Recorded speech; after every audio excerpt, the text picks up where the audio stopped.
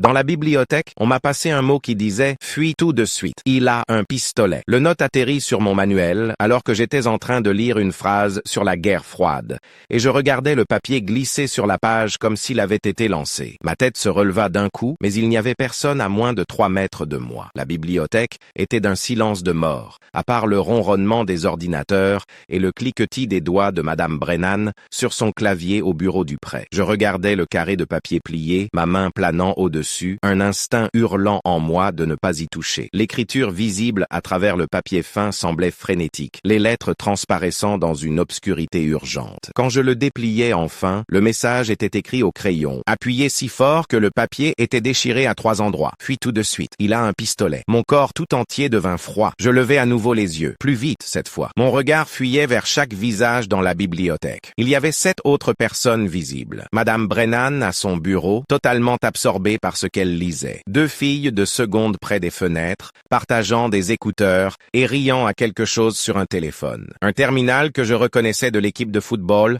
endormit la tête sur ses bras à 3 tables de moi. Derrière les rayonnages, je pouvais voir un mouvement. Quelqu'un marchait entre les étagères, mais je ne pouvais pas distinguer qui. Près des salles d'études au fond, une silhouette dans un sweat à capuche sombre était assise dos à moi, complètement immobile. Et debout à l'autre bout de ma rangée, partiellement cachée par une étagère, se tenait quelqu'un que je ne reconnaissais pas du tout. Une fille, peut-être de mon âge, qui me fixait directement avec une expression de terreur absolue. Quand nos yeux se rencontrèrent, elle secoua violemment la tête et articula quelque chose que je ne pus comprendre. Puis elle pressa un doigt sur ses lèvres dans un geste désespéré de silence, avant de disparaître derrière l'étagère. Je sortis mon téléphone de ma poche, mes mains tremblaient si fort que je faillis le faire tomber. Le note glissa de mon autre main et dériva sous la table. Devais-je appeler le 17? Devais-je tirer l'alarme incendie? Devais-je courir? Chaque option semblait mauvaise, semblait déclencher quelque chose de terrible. La personne dans le sweat à capuche sombre au fond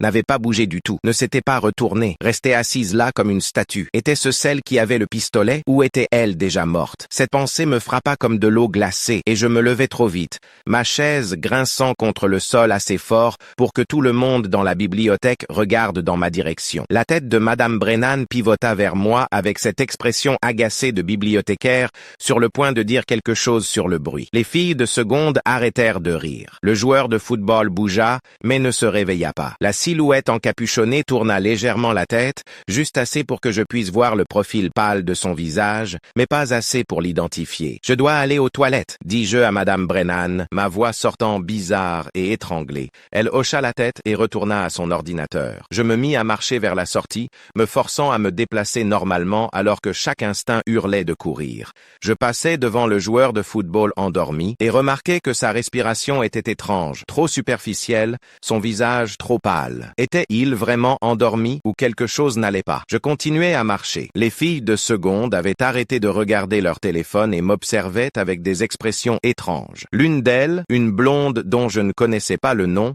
capta mon regard et fit un tout petit, presque imperceptible, signe de tête négatif. « Ne pars pas », articula-t-elle. Ou peut-être était-ce « ne bouge pas ». Je ne pouvais pas dire. Mon cœur essayait de sortir de ma poitrine. J'étais à 3 pas de la porte de la bibliothèque quand quelqu'un attrapa mon poignet par derrière. La prise était ferme, mais pas douloureuse. Des doigts s'enroulant autour de mon bras comme un menotte. Je me retournai d'un coup et me retrouvai face à face avec la fille qui s'était cachée derrière l'étagère, celle qui avait secoué la tête vers moi. De près, elle avait l'air malade de peur. Sa peau pâle et moite, ses pupilles si dilatées que ses yeux semblaient noirs. « Ne fais pas ça », chuchota-t-elle. « Si tu sors, il le saura. Il commencera à tirer. » Sa main tremblait contre mon poignet, mais sa prise ne se relâchait pas. « Qui ?» demandai-je, à peine capable de sortir le mot. « Qui a le pistolet ?» Elle jeta un regard vers le fond de la bibliothèque, vers la silhouette dans le sweat à capuche sombre qui n'avait toujours pas bougé. « Lui, dit-elle. Mais il ne sait pas que je suis au courant. Il pense que tout le monde est calme. Si tu paniques, si tu cours, il comprendra que quelqu'un t'a averti. Alors, il commencera plus tôt. Plus tôt? Que veux-tu dire par plus tôt? Elle me tira de côté, loin de la porte, vers une section d'étagères qui créait une petite alcôve cachée de la plupart de la bibliothèque. Nous nous accroupîmes entre des encyclopédies que personne n'utilisait plus, nos souffles courts et haletants. Il vient ici tous les mercredis pendant la 3e heure. Il s'assoit au même endroit. Il attend exactement 10h37. Puis il se lève et commence à tirer. Je vérifiais mon téléphone. Il était 10h28. Nous avons 9 minutes. Elle continua, sa voix tremblante. J'ai essayé de trouver comment l'arrêter. J'ai tout essayé. Rien ne fonctionne. Il le fait toujours. toujours. Toujours, je la dévisageais. De quoi parles-tu? Ça n'est pas encore arrivé. Comment sais-tu ce qu'il va faire? Ses yeux se remplirent de larmes. Parce que j'ai vécu cette journée 63 fois. Chaque fois que je me réveille, c'est à nouveau mercredi matin. Chaque fois, j'essaie quelque chose de différent. Chaque fois, des gens meurent. Tu es la première personne qui ait jamais lu mon mot. Mon cerveau ne pouvait pas traiter ce qu'elle disait. Cela ressemblait à quelque chose tiré d'un film. Impossible et insensé. Mais sa terreur était réelle. Le note était réel. Et la silhouette dans le sweat à capuche sombre était réelle. Assise là comme un ressort comprimé. Je regardais à nouveau mon téléphone. 10h29. Es-tu en train de dire que tu es coincé dans une boucle temporelle? Comme si le même jour se répétait. Elle hocha frénétiquement la tête. Je sais ce que ça semble dire.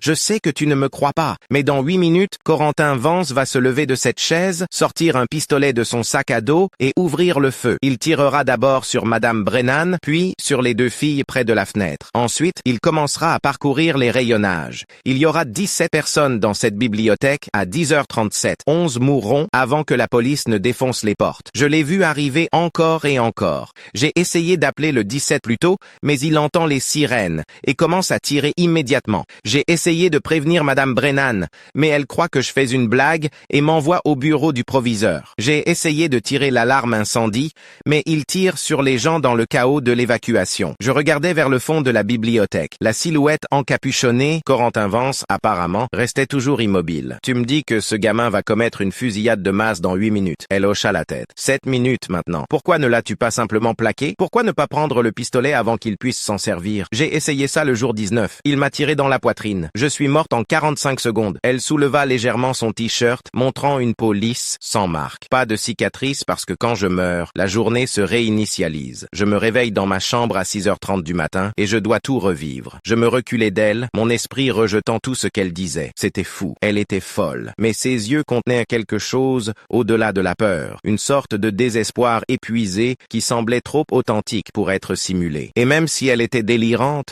et si elle avait raison, et si dans 6 minutes quelqu'un commençait à tirer, je dois partir, dis-je, en me levant. Je dois chercher de l'aide. Elle attrapa de nouveau mon bras. Si tu sors et qu'il te voit courir, il va paniquer et commencer plus tôt. Si tu appelles le 17 d'ici, il t'entendra. Si tu préviens Madame Brennan, elle l'affrontera et il la tuera immédiatement au lieu d'attendre. J'ai essayé toutes les variations. La seule façon d'arrêter ça, c'est de prendre son pistolet avant 10h37 sans qu'il sache que nous venons le chercher. Je vérifiais l'heure. 10h31. Comment sommes-nous censés faire ça? Elle sortit son propre téléphone et me montra des photos, des dizaines, montrant différents angles de la bibliothèque. Dans cette boucle, j'ai tout documenté. Le sac à dos de Corentin est sous sa chaise. Le pistolet est dans la poche avant, chargé avec 15 balles. Il garde sa main près, mais il ne le tient pas encore. Si nous pouvons créer une distraction, le faire regarder ailleurs, l'un de nous pourrait peut-être attraper le sac. Je regardais les photos, mes mains tremblantes. Elles montraient la silhouette encapuchonnée sous plusieurs angles, toujours dans la même position, toujours à la même table. Sur une photo, le sac à dos était clairement visible sous la chaise. Bleu marine avec un logo Nike. Quel genre de distraction? Elle mordit sa lèvre. C'est ce que j'ai essayé de comprendre. Chaque distraction que j'ai essayé soit ne fonctionne pas, soit le rend suspicieux. Nous avons besoin de quelque chose qui détourne complètement son attention, mais qui ne semble pas menaçant. Je regardais autour de la bibliothèque. Mon esprit tourbillonnant, les filles de seconde près de la fenêtre, le joueur de football endormi, Madame Brennan à son bureau, la personne se déplaçant entre les rayonnages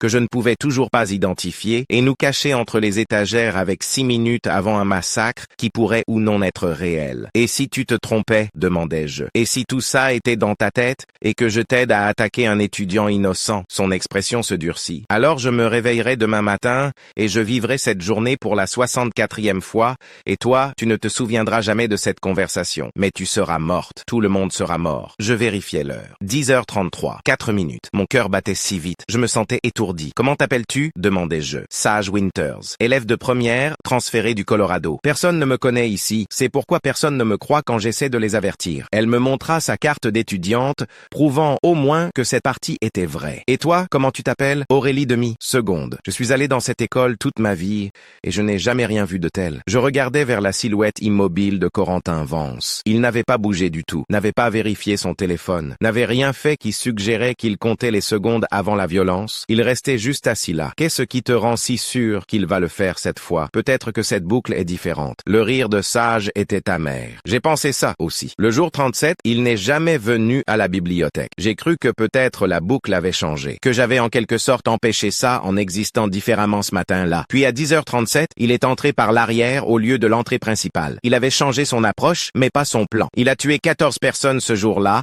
parce que je n'étais pas prête pour lui. Depuis, j'ai appris que les petites choses changent, mais le grand événement reste le même. Il vient toujours, il s'assoit toujours là, il commence toujours à 10h37. La seule question, c'est si je peux enfin l'arrêter. Je regardais mon téléphone. 10h34. 3 minutes. Nous devons bouger maintenant. Quel est le plan? Elle m'attira plus profondément dans les rayonnages vers le fond de la bibliothèque où Corentin était assis, à environ 10 mètres. Nous devons nous séparer. Toi, tu crées une distraction à l'avant de la bibliothèque. Quelque chose de bruyant mais pas alarmant. Fais tomber une pile de livres. Renverse une chaise. N'importe quoi qui le fasse se retourner pour regarder. Pendant qu'il est distrait, je viendrai par derrière et j'attraperai son sac à dos. Je courrai vers la sortie de secours et je le jetterai dehors avant qu'il réalise ce qui s'est passé. C'était un plan terrible, avec 1000 façons d'échouer, mais je ne pouvais pas penser à mieux. Et l'horloge tournait. 10h35. 2 minutes. Je commençais à me déplacer vers l'avant de la bibliothèque, essayant d'avoir l'air décontracté, mes jambes semblant remplies de sable. Madame Brennan leva les yeux quand je passais devant son bureau. « Tout va bien, Aurélie ?» Je hochais la tête, n'ayant pas confiance en ma voix. Les filles de seconde me regardaient à nouveau, et cette fois, je réalisais qu'elles avaient l'air effrayées, comme si elles savaient que quelque chose n'allait pas, mais ne pouvaient pas articuler quoi. Le joueur de football endormi n'avait toujours pas bougé. J'atteignis la section d'étagère la plus proche de la porte et commençai à sortir des livres au hasard, les empilant sur une table à proximité,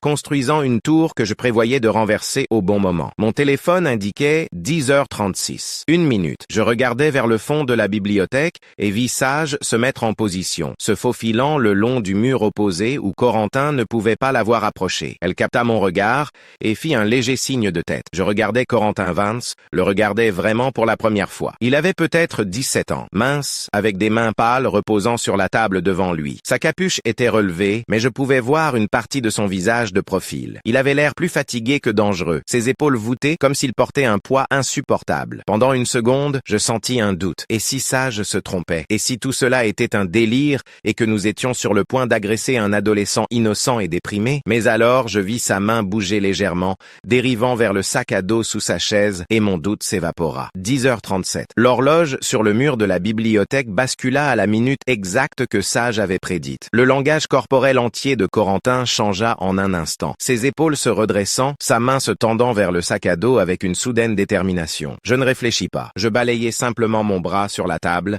et envoyai 15 livres s'écraser au sol dans une cacophonie qui résonna dans le silence de la bibliothèque. Tout le monde se retourna pour regarder. Madame Brennan se leva de son bureau. Les filles de seconde sursautèrent sur leur siège. Le joueur de football leva enfin la tête et Corentin Vance se tordit sur sa chaise pour voir ce qui avait causé le bruit. Dans cette seconde de distraction, Sage bondit en avant et attrapa son sac à dos, le tirant de sous sa chaise et sprintant vers la sortie de secours. La tête de Corentin fit un mouvement brusque en arrière et il la vit courir avec son sac. Son expression se transforma de la confusion à la rage, puis à la panique en l'espace d'un battement de cœur. « Non !» hurla-t-il, se lançant hors de sa chaise et poursuivant Sage. Elle était plus rapide. Heurtant la porte de secours de l'épaule et jaillissant dans le parking au-delà, l'alarme se déclenchant immédiatement. Corentin courut après elle et je courus après lui. Mon cerveau hurlant que c'était insensé, que je devais laisser les adultes s'en occuper. Mais mon corps était déjà en mouvement. Derrière moi, j'entendis Madame Brennan crier des questions auxquelles personne ne répondait. Nous jaillîmes tous dans le parking, le soleil éclatant de l'automne aveuglant après la pénombre de la bibliothèque. Sage était à 6 mètres devant, courant à toute allure vers la zone de stationnement du personnel, le sac à dos serré contre sa poitrine. Corentin était à 3 mètres derrière elle, gagnant du terrain, hurlant une rage inarticulée. J'étais derrière lui, mes poumons brûlaient. Aucune idée de ce que je ferais si je l'attrapais, mais courant quand même. Sage atteignit une voiture de fonction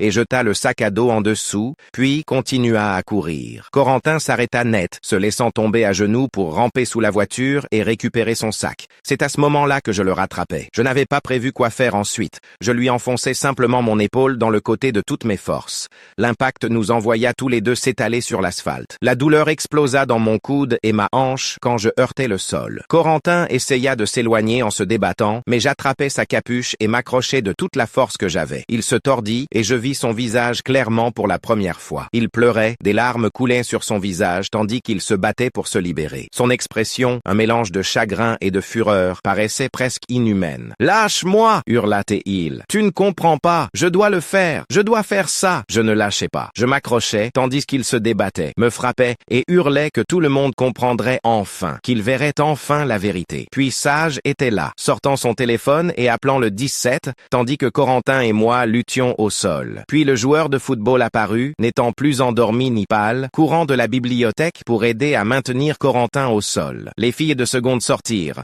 filmant tout sur leur téléphone. Madame Brennan émergea, le visage pâle de choc, demandant ce qui se passait, pourquoi nous nous battions, ce qu'il y avait dans le sac à dos. Puis l'agent de sécurité du bureau du proviseur arriva, parlant avec urgence dans sa radio, m'éloignant de Corentin avec une efficacité professionnelle, puis les sirènes de police dans le distance se rapprochant, plus fortes. Corentin arrêta de se battre. Il se contenta de rester allongé sur l'asphalte en pleurant, tandis que 2 policiers lui passaient les menottes et lui lisaient ses droits. Un 3e policier récupéra le sac à dos sous la voiture, l'ouvrit soigneusement et en sortit un pistolet noir qui semblait trop réel, trop lourd, trop définitif. L'école tout entière fut mise en confinement. Ils évacuèrent de la bibliothèque et en fouillèrent chaque centimètre. Ils trouvèrent des munitions dans le casier de Corentin, un manifeste sur son téléphone, une liste de noms qu'il avait prévu de cibler. Sage et moi fûmes séparés et interrogés par différents détectives. Je leur racontais tout sur le note, sur l'avertissement de Sage, sur l'histoire de la boucle temporelle qui semblait insensée sous les néons fluorescents du bureau du proviseur. La détective, une femme nommée lieutenant Angèle Price, écouta sans interrompre. Puis elle demanda à voir mon téléphone. Elle examina les horodatages de mes textos, mon historique de localisation, construisant une chronologie de mes déplacements. Connaissiez-vous Corentin Vance avant aujourd'hui? Non, je ne l'avais jamais vu. Aviez-vous déjà parlé à Sage Winters avant qu'elle ne vous donne le note? Non, je ne savais pas qu'elle existait. Le lieutenant Price prit des notes. Vous comprenez comment cela paraît? Une élève transférée que personne ne connaît prédit en quelque sorte une fusillade scolaire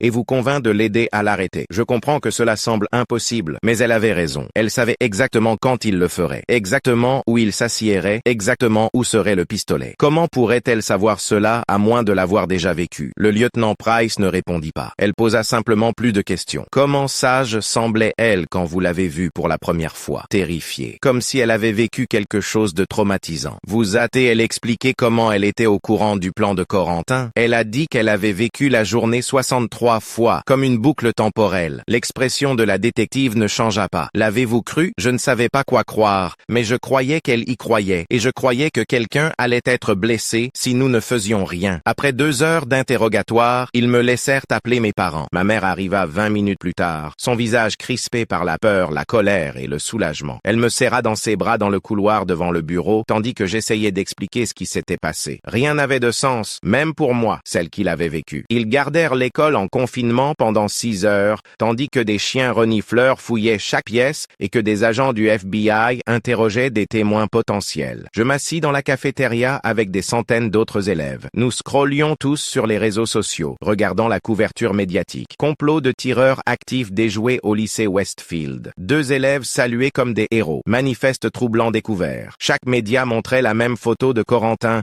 mené à une voiture de police menottée. Son visage tordu par la rage et les larmes. Mon téléphone explosa de textos de personnes que je connaissais à peine, demandant si j'allais bien, demandant ce qui s'était passé, demandant comment j'avais su. Je ne répondis à aucun. Je restais simplement assise là, me sentant engourdie, confuse et terrifiée par ce qui aurait pu arriver si Sage s'était trompé. Si son histoire de boucle temporelle avait été un délire, si nous avions attaqué une personne innocente, mais elle ne s'était pas trompée. Le pistolet était réel. Ils nous libérèrent à 16h30. Ma mère me ramena à la maison en silence, me touchant occasionnellement le bras comme si elle avait besoin de confirmer que j'étais réel. À la maison, mon père attendait, ayant quitté le travail plus tôt en apprenant la nouvelle. Il me serra assez fort pour faire mal, et ne me lâcha pas pendant 1 minute entière. « Tu vas bien ?» n'arrêtait-il pas de demander. « Tu es blessé? Quelqu'un t'a fait du mal? »« Je vais bien », n'arrêtais-je pas de dire. Mais je n'allais pas bien. Je revoyais sans cesse le visage de Corentin, le chagrin et la rage se mélangeant en quelque chose qui ressemblait à de la folie. J'entendais sans cesse la voix de Sage disant qu'elle avait vécu cette journée 63 fois. Je pensais sans cesse aux 17 personnes qui auraient été dans cette bibliothèque si elle ne l'avait pas arrêtée. Cette nuit-là, je ne pus pas dormir. Chaque fois que je fermais les yeux,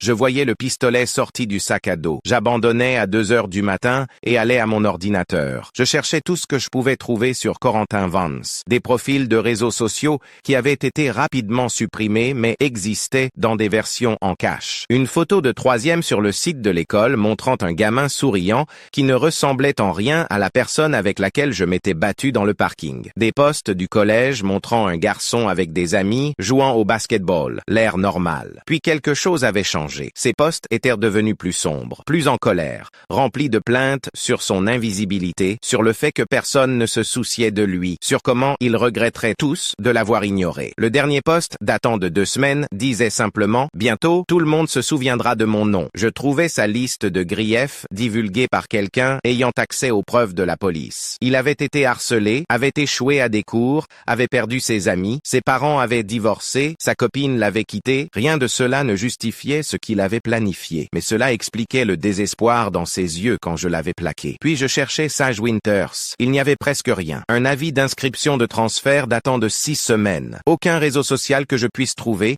aucune photo sauf une d'un journal du Colorado la montrant gagnant un concours de débat il y a 2 ans, souriant à la caméra comme si tout allait bien. J'essayais de trouver des preuves étayant son histoire de boucle temporelle.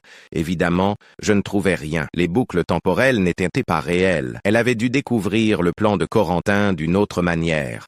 Peut-être avait-elle vu quelque chose sur ses réseaux sociaux. Peut-être que quelqu'un le lui avait dit. Peut-être l'avait-elle espionné. Les explications rationnelles avaient du sens, mais n'expliquaient pas comment elle avait su l'heure exacte, l'emplacement exact, les détails exacts de ce qui arriverait. À 3 heures du matin, mon téléphone vibra. Un texto d'un numéro inconnu. « C'est Sage. Tu es réveillé? On peut parler ?» Je l'appelais immédiatement. Sa voix semblait épuisée, vidée d'une manière qui dépassait la simple fatigue physique. La police m'a finalement laissé rentrer chez moi. Ils m'ont interrogé pendant 6 heures. Ils pensent que je suis soit une héroïne, soit une complice. Ils essaient de comprendre comment j'étais au courant. Je ne leur ai pas dit la vérité parce que personne n'y croirait. Je ne leur ai pas dit non plus. Elle continua à propos de la boucle temporelle. J'ai simplement dit que j'avais entendu Corentin parler d'apporter un pistolet à l'école et que je l'avais confronté dans la bibliothèque. C'est un mensonge, mais c'est un mensonge qu'ils peuvent accepter. Tu vas bien? Son rire était creux. Je ne sais pas. J'ai passé 2 mois à vivre le même jour, encore et encore. Aujourd'hui, c'était différent parce que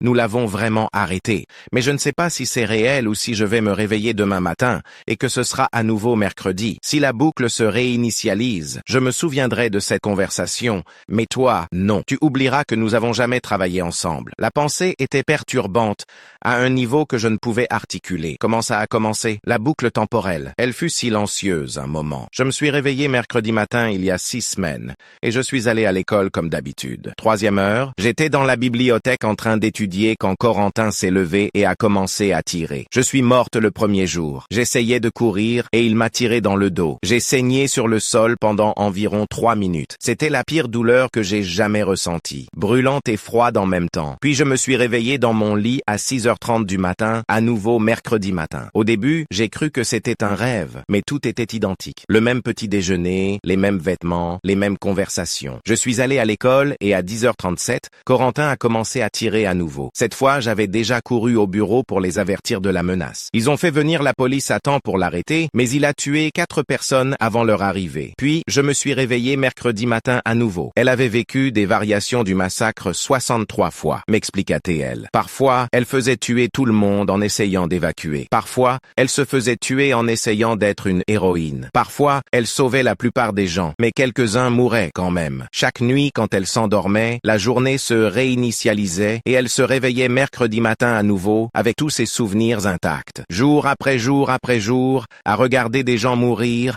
à essayer différentes stratégies, à échouer de nouvelles et horribles manières. Aujourd'hui était la première fois où personne n'était mort. Aujourd'hui était la première fois où quelqu'un l'avait vraiment cru au point de l'aider. Mais elle ne savait toujours pas si la boucle était brisée ou si demain matin elle se réveillerait et devrait tout recommencer. Nous parlâmes pendant 2 heures, jusqu'à ce que le soleil commence à se lever et que l'épuisement nous tire toutes les deux vers le sommeil. Si je me réveille et que c'est à nouveau mercredi matin, je te trouverai, dit-elle. Je te montrerai cette conversation. Je te prouverai que nous avons déjà fait ça. D'accord, dis-je. Et si c'est jeudi, alors peut-être que je suis enfin libre. Et je me réveillais jeudi matin, ma mère me secouant l'épaule, son visage inquiet. Tu as dormi après ton réveil? Tu veux rester à la maison aujourd'hui? Après tout ce qui s'est passé hier, personne ne t'en voudrait. Je vérifiais mon téléphone. Jeudi 12 octobre, pas mercredi. La boucle était brisée. Je textais Sage immédiatement. C'est jeudi. Tu as réussi. Tu as brisé la boucle. Sa réponse arriva 30 secondes plus tard. Je pleure. heures. Je suis réveillé depuis 6h30, terrifié à l'idée que ce serait à nouveau mercredi. C'est vraiment fini. L'école était surréaliste. Les cours étaient annulés pour la journée, mais ils avaient ouvert le bâtiment pour des services de conseil et un rassemblement communautaire. La moitié des élèves se présentèrent quand même, ayant besoin d'être ensemble, besoin de digérer ce qui avait failli arriver. La bibliothèque était fermée, du ruban de police jaune barrant l'entrée, mais le reste du bâtiment semblait presque normal, à l'exception des policiers armés postés à chaque entrée. Sage et moi, nous rencontrâmes dans la cafétéria, où des conseillers avaient installé des tables avec du café, des donuts et des boîtes de mouchoirs. Elle avait l'air différente à la lumière du jour, plus jeune, sans la terreur qui l'avait fait paraître ancienne. Nous nous assîmes ensemble tandis que d'autres élèves chuchotaient et montrèrent du doigt, tout le monde sachant que nous étions celles qui avaient arrêté ça, mais personne ne sachant exactement comment. Les filles de seconde de la bibliothèque vinrent nous remercier. Elles s'appelaient Zara et Nicole et elles étaient à moins de 4 mètres de l'endroit où Corentin aurait commencé à tirer. « Vous nous avez sauvé la vie », dit Zara en pleurs. « Je ne sais pas comment vous avez su, mais merci. » Le joueur de football, qui s'appelait Devon, me serra la main assez fort pour faire mal. Je ne dormais pas, avoua-t-il. J'avais pris 3 Benadryl parce que j'étais resté éveillé toute la nuit à étudier. J'étais à peine conscient quand vous avez commencé à courir. Au moment où j'ai réalisé ce qui se passait, c'était presque fini. Les équipes de télévision arrivèrent de vers midi, s'installant devant l'école, essayant d'interviewer les élèves à leur sortie. Je les évitais, mais pas sage. Je regardais sur mon téléphone alors qu'elle donnait une interview soigneusement préparée sur le fait d'avoir entendu des déclarations inquiétantes et d'avoir fait confiance à son instinct. Elle ne mentionna jamais la boucle temporelle. Elle ne mentionna jamais avoir vécu le massacre 63 fois. Elle se positionna simplement comme une personne vigilante et prudente, une bonne citoyenne qui signalait un danger potentiel. L'intervieweur l'appela une héroïne. Elle tressaillit au mot. La police arrêta 2 amis de Corentin cet après-midi, des élèves qui étaient au courant de son plan et n'avaient rien dit. Le procureur les inculpa comme complices, arguant que leur silence les rendait complices de la tentative de massacre. L'un d'eux, un terminal nommé Derek, donna une interview depuis la prison, disant qu'il avait cru que Corentin plaisantait, que tout le monde parlait de fantasmes de vengeance, mais que personne ne passait vraiment à l'acte. Il avait eu tort. Corentin était sérieux. Le conseil d'école convoqua une réunion d'urgence pour examiner les protocoles de sécurité. Ils annoncèrent que des portiques de sécurité seraient installés, que les agents de sécurité seraient armés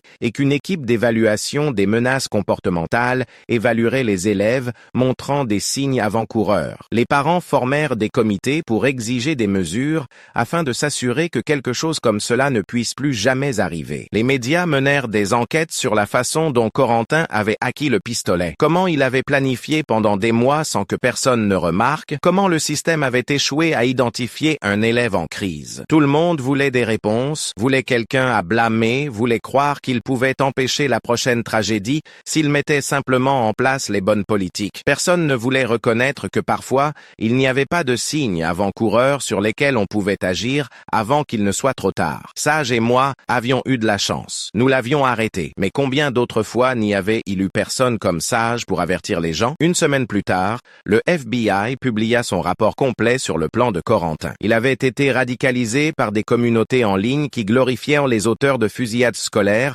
les traitant comme des martyrs et des héros. Il avait étudié les attaques précédentes, appris de leurs tactiques, planifié la sienne avec un détail méticuleux. Le manifeste sur son téléphone exposait ses griefs en 50 pages de délires amers sur le fait d'être ignoré, rejeté, invisible. Il voulait que les gens se souviennent de lui, les forcer à reconnaître son existence par la violence, puisqu'ils ne le reconnaîtraient pas par autre chose. Les experts en psychologie appelèrent cela une crise narcissique combinée à une idéation suicidaire. Les médias appelèrent cela le mal. Je ne savais pas comment appeler cela. Je savais juste que voir son visage sur ces photos me rendait malade d'un mélange de rage et de pitié que je ne pouvais pas concilier. Sage et moi commençâmes à déjeuner ensemble tous les jours, rapprochés par l'expérience partagée que personne d'autre ne pouvait comprendre. Elle me parla davantage de la boucle temporelle, des variations qu'elle avait vécues, des gens qui étaient morts dans différentes chronologies. Madame Brennan était morte la première dans la plupart des boucles, touchée à la poitrine avant même de pouvoir crier. Zara et Nicole mouraient ensemble dans presque toutes les versions, se tenant la main alors qu'elles essayaient de se cacher derrière leur table. Devon avait survécu dans certaines boucles en faisant le mort, restant immobile parmi les corps, tandis que Corentin cherchait d'autres victimes. Dans la pire boucle, le jour 38, Corentin avait tué tout le monde dans la bibliothèque avant de se retourner le pistolet contre lui. Et Sage avait survécu en se cachant dans les toilettes, écoutant les coups de feu et hurlant pendant 20 minutes. Elle avait vécu avec ce souvenir, avec tous ses souvenirs, et devait maintenant prétendre que tout était hypothétique plutôt qu'un traumatisme vécu. Nous discutâmes du fait qu'elle devrait dire la vérité à quelqu'un s'il y avait un moyen d'expliquer la boucle temporelle qui ne résulterait pas en une évaluation psychiatrique forcée. Elle décida de ne pas le faire. « Il ne me croirait jamais, dit-elle. Il penserait que j'ai une sorte de psychose précognitive ou que je planifiais ça avec Corentin et que j'ai eu peur au dernier moment. La seule vérité qu'ils peuvent accepter est celle que je leur ai dite. Je l'ai entendue, je t'ai averti. Nous l'avons arrêté ensemble. C'est assez proche de la réalité pour fonctionner. Mais moi, je sais ce qui s'est vraiment passé. Je me souviens de chaque version de cette journée. Je me souviens de ma mort. Je me souviens avoir regardé d'autres gens mourir. Je me souviens de choses qui ne sont jamais arrivées dans cette chronologie, mais qui sont arrivées dans 62 autres. Comment vis-tu avec ça? Demandai-je. Comment avances-tu quand tu te souviens d'expériences que personne d'autre ne partage? Elle haussa les épaules. Je ne sais pas encore. Je découvre jour après jour, chaque matin quand je me réveille et que c'est un nouveau jour au lieu de mercredi à nouveau, je me sens soulagé. Mais j'ai aussi l'impression d'attendre que ça recommence, que la boucle redémarre. Et si ce n'était pas vraiment brisé? Et si j'étais toujours piégé et que je vivais juste une itération plus longue avant que ça ne se réinitialise? La paranoïa dans sa voix était douloureuse à entendre. Je tendis la main à travers la table de la cafétéria et pris la sienne. Si ça se réinitialise, nous l'arrêterons encore et encore, autant de fois qu'il le faudra. Elle sourit, mais cela n'atteignit pas ses yeux. Je suis fatigué, Aurélie. Je suis si fatigué d'avoir peur. Corentin passa en procès 8 mois plus tard. Ses avocats de la défense tentèrent d'arguer d'une capacité diminuée, qu'il avait été dans un état dissociatif, qu'il avait été influencé par une radicalisation en ligne au-delà de son contrôle. L'accusation présenta son manifeste, son cache d'armes, son plan méticuleusement détaillé. Ils appelèrent Sage et moi comme témoins. Nous témoignâmes de la découverte du note, de l'avoir arrêté dans le parking, du pistolet dans son sac à dos. Corentin était assis à la table de la défense, paraissant plus petit que dans mes souvenirs, son visage vide, ne montrant aucune émotion alors que témoin après témoin décrivait le massacre qu'il avait planifié. Quand ce fut mon tour de témoigner, le procureur me demanda de décrire le moment où je l'avais plaqué. Je me souvins de ses larmes, de ses hurlements sur comment tout le monde comprendrait enfin. Le jury délibéra pendant 4 heures avant de le déclarer coupable de 17 chefs d'accusation, de tentatives de meurtre, de charges liées aux armes et de complot en vue de commettre un acte terroriste. Le juge le condamna à 45 ans de prison, disant que sa jeunesse n'excusait pas ses actions, que son plan avait été sophistiqué et délibéré, qu'il représentait un danger continu pour la société. Corentin ne montra aucune réaction à la sentence. Il se contenta de fixer la table, tandis que les huissiers l'emmenaient menotter. Sage et moi quittâmes le tribunal ensemble, nous sentant toutes les deux vidées plutôt que victorieuses.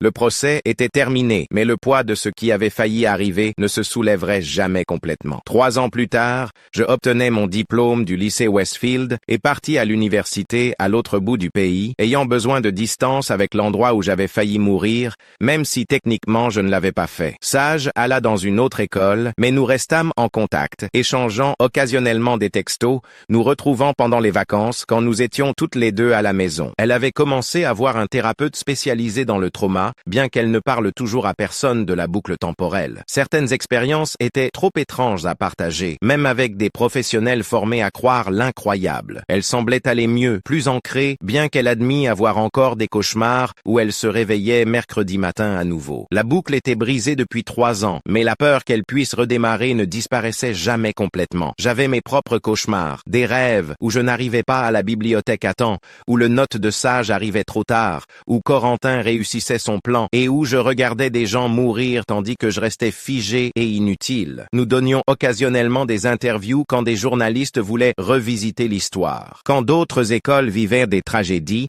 et que les reporters avaient besoin d'exemples de prévention qui avaient fonctionné. Nous ne mentionnions jamais la boucle temporelle. Nous nous en tenions à l'histoire officielle d'avoir entendu une menace et de l'avoir prise au sérieux. Mais entre nous, dans des conversations privées, nous parlions des autres chronologies, celles où nous avions échoué, où des gens étaient morts, où le résultat avait été différent. Sage portait les souvenirs de 63 mercredis dont personne d'autre ne se souvenait, des morts qui avaient été effacés quand la boucle s'était réinitialisée, mais qui vivaient dans son esprit. Parfois, elle me parlait de gens que je n'avais jamais rencontrés, des élèves qui étaient morts dans d'autres chronologies, décrivant leurs derniers instants avec des détails douloureux. douloureux. Je suis la seule personne qui se souvienne d'eux, disait-elle. Dans cette chronologie, ils ont survécu parce qu'ils n'étaient pas dans la bibliothèque ce jour-là, mais dans d'autres, ils sont morts. Je me souviens de leur visage, de leurs cris, de leurs derniers mots. Est-ce que cela ne signifie rien? Est-ce que cela ne signifie pas que je leur dois de me souvenir? Je n'avais pas de réponse pour elle. J'écoutais simplement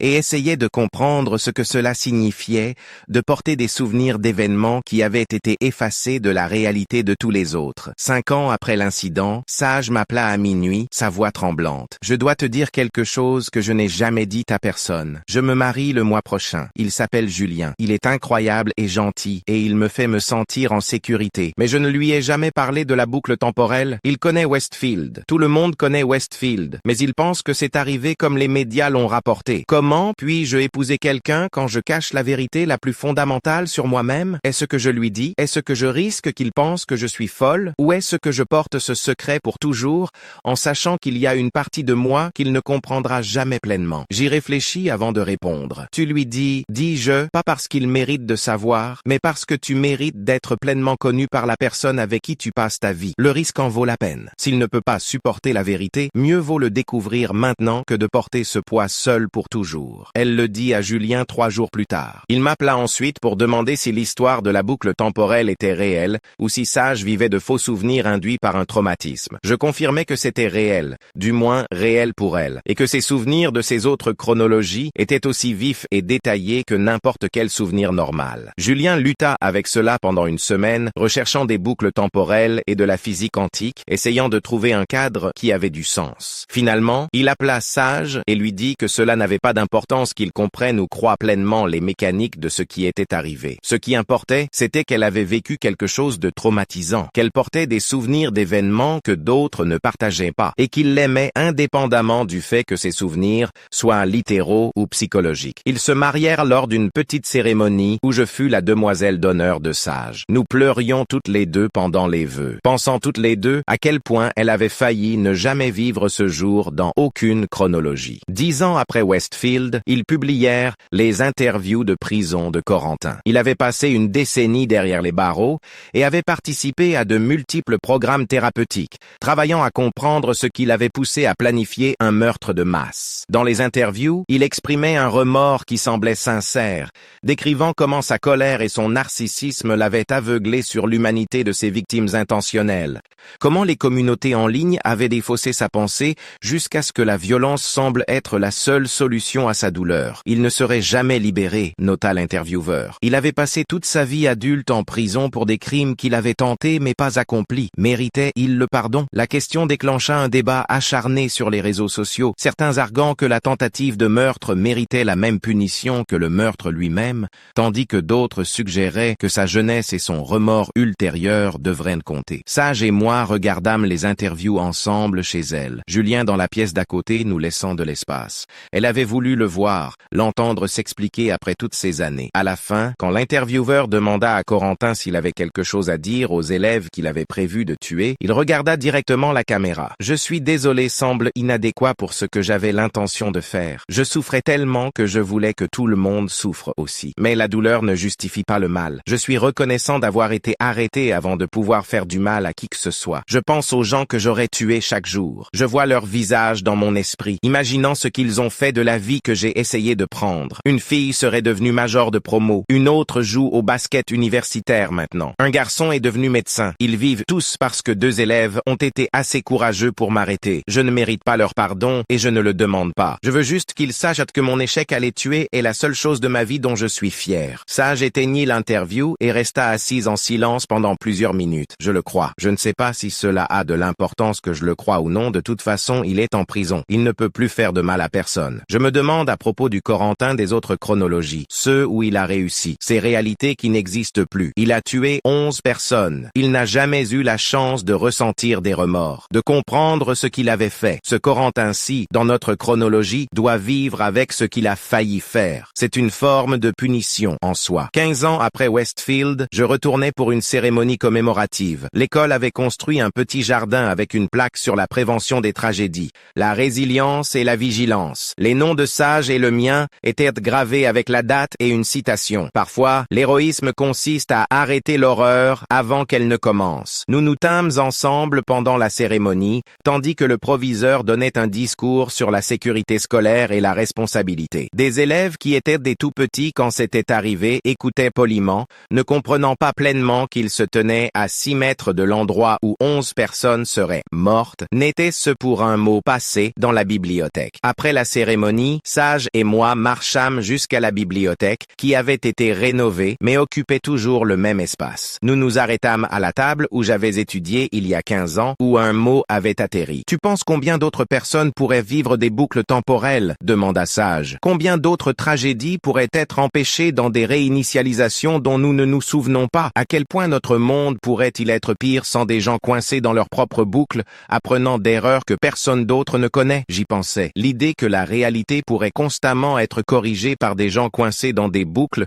optimisant des résultats que nous tenions pour acquis, comme des événements singuliers. C'était à la fois terrifiant et réconfortant. « Nous ne savons pas, dis-je. Nous ne pouvons pas savoir. Nous pouvons seulement être reconnaissants pour la chronologie dans laquelle nous sommes et essayer d'empêcher les tragédies que nous voyons venir. » Sage hocha la tête et posa sa main sur la table où le note était tombé. « Merci de m'avoir cru ce jour-là. Merci d'avoir couru quand j'avais besoin que tu cours. » Je posai ma main sur la sienne. « Merci d'avoir vécu mercredi 63 fois jusqu'à ce que tu trouves comment nous sauver tous. » 20 ans après Westfield, Sage et Julien ont 2 enfants qui ne sauront jamais à quel point ils ont failli ne pas exister. Je suis leur marraine, présente à leur naissance, les regardant grandir dans une chronologie qui a failli ne pas arriver. Parfois, je regarde ces enfants et pense aux 11 personnes mortes dans d'autres chronologies, aux familles qu'elles auraient eues, aux futurs qui ont été effacés quand la boucle s'est réinitialisée. Sage porte ses souvenirs seule, le poids de savoir qu'elle est la seule personne qui se souvienne d'eux. Mais elle le porte jour après jour,